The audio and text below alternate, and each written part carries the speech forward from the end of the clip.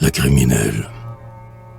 Et je vis un sombre cachot où, parmi les noires tentures, grinçait dans les rumées des choux, tout un appareil de torture.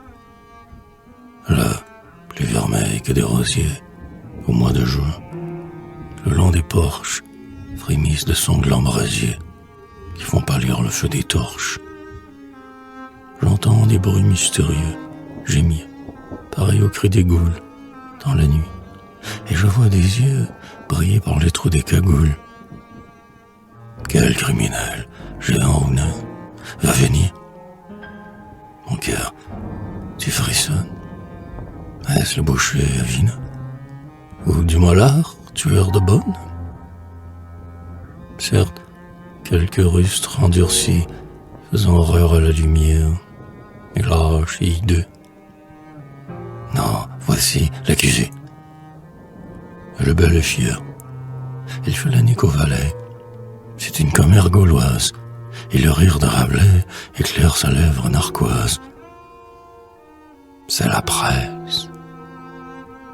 Avec loyauté, elle brave, sous l'œil du sbire, les ténèbres, est en clarté et la grimace, est en sourire. Elle accueille son nul tourment, l'âpre ferraille qui la froisse, et le lourd avertissement, fameux comme poire d'angoisse. Elle voit, sans effroi marqué, les crocs, les brodequins, les pinces, et le glaive communiqué, très célèbre dans les provinces. Admirant avec sérieux qu'on ait pu sauver du naufrage et garder, pour les curieux, tous ces bibelots d'un autre âge.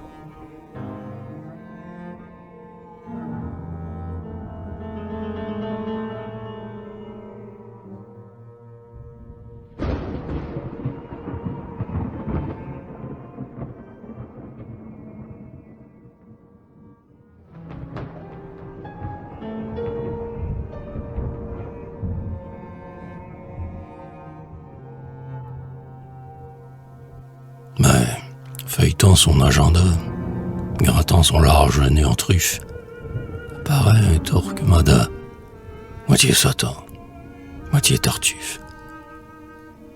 Ô toi, malheur de mes neveux, qui fait, même sur la Vulgate, plus de clarté que je n'en veux, démon rusé, bête écarlate, dit-il, esprit de l'imprévu, qu'il faudrait traîner sur des clés, puisque, sans toi, l'on n'aurait vu ni les reptiles, ni les plaies.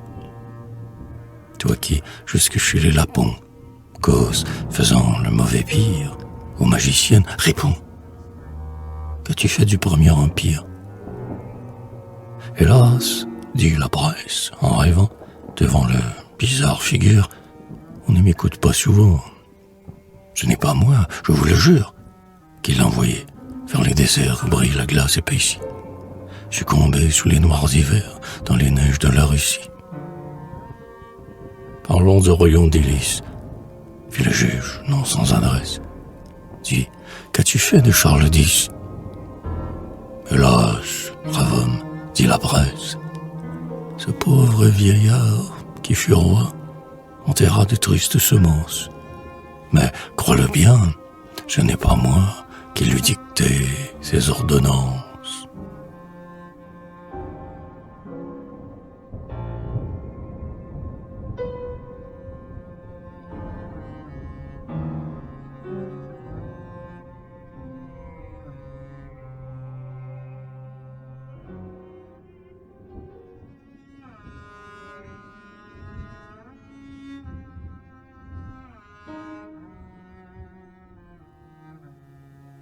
Mort dans le cachot plein de nuit, comme cet interrogatoire continuait, toujours conduit par le Tartuffe en robe noire, on entendait, comme en enfer, dans un coin de la sombre usine, un bruit de marteau sur le fer, venu de la chambre voisine.